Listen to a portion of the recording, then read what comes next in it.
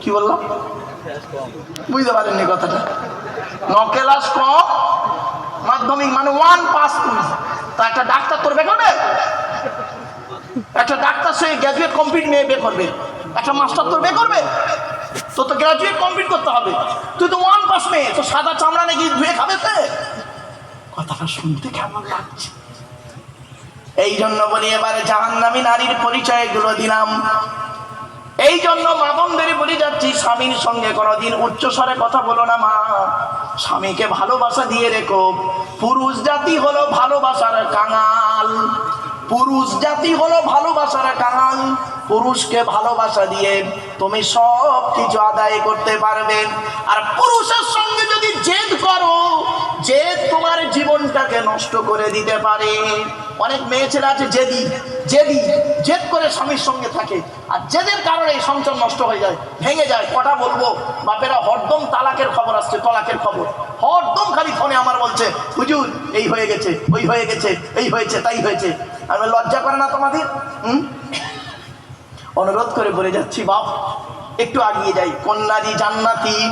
এতক্ষণ তো জাহান্নামী নারীর পরিচয় দিয়েছি, এবার কোন নারী জান্নাতি? যে নারী স্বামীর সঙ্গে কথা বলবে, নরম ভাষায় কথা বলে, হাসি মুখে স্বামীকে সঙ্গে কথা বলবে, আর তার ব্যবহারে কথাবার্তায় স্বামী খুশি হয়ে যাবে, ওই নারী হলো জান্নাতি।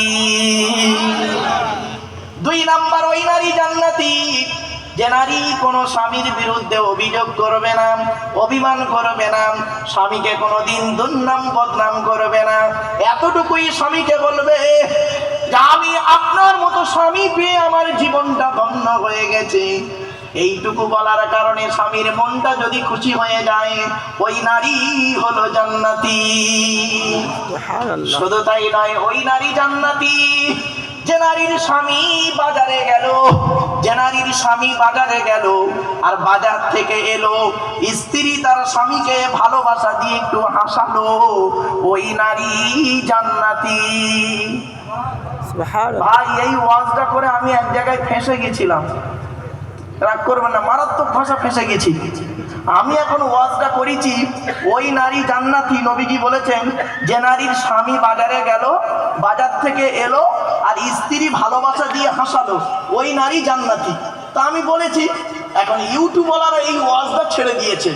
হঠাৎ আমি জলসায় যাচ্ছি বর্ধমানে, হঠাৎ মোবাইলে একটা অচেনা নাম্বারে ফোন এলো, হ্যালো, ওদিক দিয়ে কথা এলো, আসসালামু আলাইকুম হুজুর। আমি একটা মেয়ের গলা পেয়ে বললাম ওয়ালাইকুম আসসালাম। কে বলছো মা? তো মেয়েটি বলছে হুজুর আমি আপনার একজন ভক্ত। তা বললাম কি হয়েছে মা, জানতে চাই, বলো। তো মেয়েটি বলছে হুজুর আপনার ওয়াজ শুনে আমল করতে গিয়ে আমার স্বামী এত মার মেরেছে, 3 দিন গায়ে জ্বর।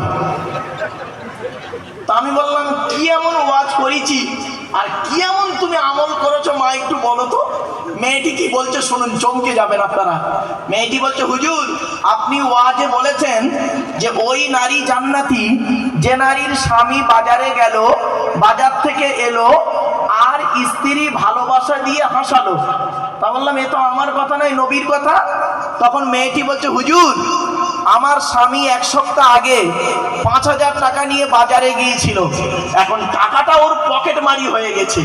ওর মেজাজ গরম ছিল আর বাড়ি এসছে, আমিও তো বুঝতে পারিনি টাকা পকেট মারি হয়ে গেছে, ওর মেজাজ গরম। আর আমি খালি হাসাচ্ছি, খালি হাসির কথা বলছি, খালি হাসাচ্ছি, রেগে গিয়ে এত মার মেরেছে, 3 দিন গায়ে জ্বর। আমি বললাম মা ওয়াজটা ঠিক আছে, হাদিসটাও ঠিক আছে, তোমার আমলটাও ঠিক আছে, কিন্তু টেকনিক্যালি একটু প্রবলেম হয়ে গেছে। এজন্য মা বোনদের বলে যাচ্ছি, মায়েরা বোনেরা, স্বামী স্ত্রীর মহব্বত ভালোবাসা, আল্লাহর দেয়া নেয়ামত ভালোবাসা। এই জন্য আল্লাহ রসুল বলেছেন পৃথিবী ধ্বংসের লক্ষণ কয়েকটা শুনে নিন। পৃথিবী ধ্বংসের লক্ষণ, 1 নাম্বার নবী বললেন বিদ্যা উঠে চলে যাবে, 2 নাম্বার ব্যভিচার বেড়ে যাবে, 3 নাম্বার মদ খাওয়া বেড়ে যাবে, 4 নাম্বার সুদ খাওয়া বেড়ে যাবে, 5 নাম্বার ঘুষ খাওয়া বেড়ে যাবে, 6 নাম্বার পিতামাতার অবাধ্য সন্তান হবে। তাই বাপেদের বলে যাচ্ছি করজোড়ে, আপনারা জীবনে কোনোদিন বুড়ো বুড়ি মাম্মাকে কাঁদাবেন না। যাদের বাড়িতে যত বৃদ্ধ পিতামাতা আছে তাদের বাড়িতে আল্লাহর রহমত তত ঝরে ঝরে পড়বে। আমার বাপেরা, খবরদার জীবনে কোনোদিন বাম্মাকে কাঁদাবেন না। বাম্মা হলো একটা নিয়ামত। যাদের বাম্মা মরে গেছে তারা এখন বুঝতে পারছে কি জিনিস হারিয়েছি। যাদের বাম্মা বেঁচে আছে তারা এখনো বুঝতে পারেনি। তারা মনে করে দূর, আমার বাম্মার থেকে আমার শ্বশুর শাশুড়ি ভালো। ওরে বোকা, শ্বশুর কোনোদিন বাপ হতে পারে না, শাশুড়ি কোনোদিন মা হতে পারে না। মনে রেখো, তোমার শ্বশুর তোমার বাপ হয়েছে 20 বছর পরে তার মেয়ে দেওয়ার কারণে, তোমার শাশুড়ি তোমার মা হয়েছে 20 বছর পরে তার মেয়ে দেওয়ার কারণে। আর তোমার জন্মদাতা বাপ হয়েছে যেদিন তুমি মায়ের পেটে এসেছিলে সেই দিন। শুধু তাই নয়, তোমার মা হয়েছে যেদিন তুমি মায়ের পেটে এসেছিলে সেই দিন। বাচ্চা যখন মায়ের পেটের ভিতরে লাথি মারে, মা তখন আনন্দে হেসে ফেলে।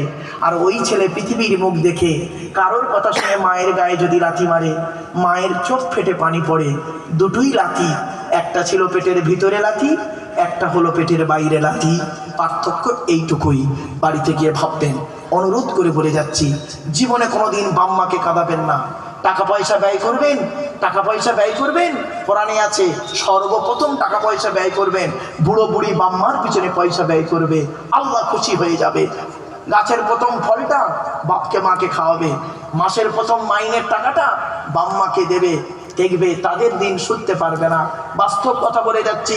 আমি আব্দুল্লাহ দিল মারুফ, আমার হাতে 500 টাকার নোট দিয়ে মোসাফা করে নেকি পাবেন কি তা জানি না, তবে এতটুকু বলতে পারি 50 টাকার একটা নোট নিয়ে জন্মদাতা বাপের হাতে দিয়ে বলবেন, আব্বা তুমি চা খাবে। বাপ ওই টাকাটা নেবে, আকাশের দিকে চাইবে, চোখ ফেটে পানি পড়বে। ওই দোয়াটা আল্লাহর আরশে আজিমে পৌঁছে যাবে। আমার বাপেরা, জীবনে কোনোদিন বাম্মাকে কাঁদাবেন না। আর অনেক বাপ আর মা আছে দেখবেন ছেলে মেয়ের হক আদায় করে না। খবরদার, অনেক বাম্মা আছে দেখবেন, এখানে অনেক শ্বশুর শাশুড়ি বসে আছে, অনেক বাম্মা বসে আছে, নিজের মেয়েকে খাইয়ে নিয়ে ঘরের ভেতর ঢুকে বলল, বৌমা পরের মেয়ে খেয়েছে কি তা খবর নিল না। এই শাশুড়ি মায়েরা, আপনি বৌমা পরের মেয়েকে যদি আপন করতে না পারেন, আল্লাহ আপনারও মেয়ে দিয়েছে, লোকের বাড়ি বৌমা হয়ে যাবে, আল্লাহ তরফ থেকে গজব পড়বে, বলতে আর হবে না। অনেক শ্বশুর আছে, অনেক ননদ আছে দেখবেন ভাইয়ের কানে কামড়াচ্ছে যাতে ভাই ভাবিকে মারে, এই ধান্দা করে। ও যুবতী বোনেরা শুনে নাও, ঘুটে পড়ে গোবর হাসে, ঘুটে বলে তোরও একদিন আছে। তুমি ভাবি পরের মেয়েকে যদি আপন করতে না পারো, তোমাকেও একদিন লোকের বাড়ি ভাবি হয়ে যেতে হবে, আল্লাহ তরফ থেকে গজব পড়বে, বলতে আর হবে না। অনেক বৌমাও আছে দেখবেন ডেঞ্জার, স্বামীর ইনকাম বেশি, স্বামীটাকে নিয়ে ছেলেটাকে মেয়েটাকে নিয়ে খালি আলাদা খাবার ধান্দা করে। একই দেয়ালের এপারে স্বামী স্ত্রী বুড়ো বুড়ি, স্বামী স্ত্রী ছেলে মেয়েকে নিয়ে মুরগির মাংস দিয়ে ভাত খায়, আর দেয়ালের ওপারে বুড়ো বুড়ি আলু ভর্তা ডাল খাচ্ছে শ্বশুর শাশুড়ি। একবারও মনে বাঁধলো না যে আমার বাম্মা যদি থাকতো আমি গোপনে 1 পেয়ালা তরকারি দিয়ে আসতাম। ওরে বৌমা, তুমি মুফতি সাহেবের মেয়ে হও, হাজি সাহেবের মেয়ে হও, তুমি তোমার শ্বশুর শাশুড়িকে যদি নিজের বাম্মার মতো ভক্তি শ্রদ্ধা করতে না পেরেছো, তোমার মতো বৌমাও হলো জাহান্নামী।